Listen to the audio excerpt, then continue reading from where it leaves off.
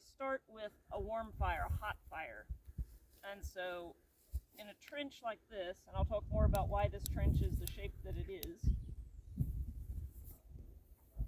it takes 2 fires. The longer your trench, the more fires it takes.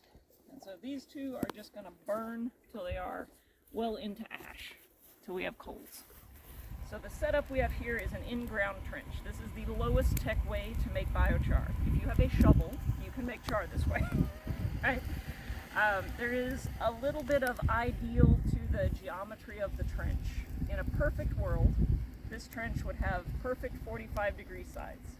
Now we happen to have a very stony, rocky soil. If you look in the bed of the truck, you will see all the rocks that came out of this hole, which means we do not have perfect 45-degree sides. But reasonably close.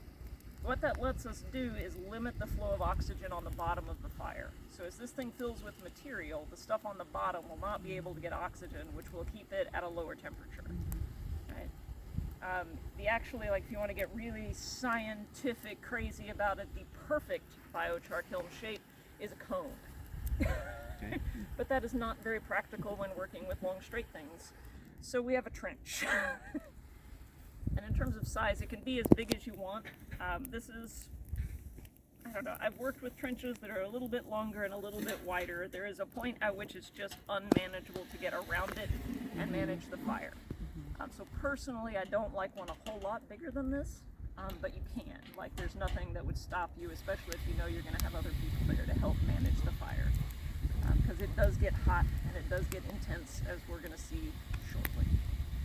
And is that a specific depth, or it's does it matter a 45 lot? degrees ends up, it would have been ideal if we could have gone a little bit farther, but if you look at the rock right there, we had chipped through a lot of rock already, and we kind of said, this will get us there, and it will. Like this is enough below grade to limit the flow of oxygen, and it will do the thing it needs to do. But ideally, the 45s would have made it another 6 or 8 inches deeper in the middle if it were a perfect geometry.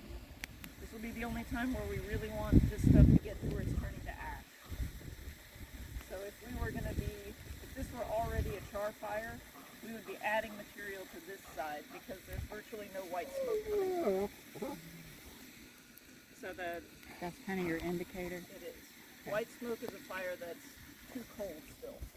And once it gets to clear, it's crossing over into too hot. And so once it gets to clear, we add material to begin with, and then as the trench gets full, we'll actually use water to keep the fire under that 800-ish degree threshold. Okay. Right. Is the size of what you start it with? It just needs to be pieces that are big enough to make coals, so I wouldn't start it with just twigs. Right. And there needs to be enough of them that I can get a decent bed of coals.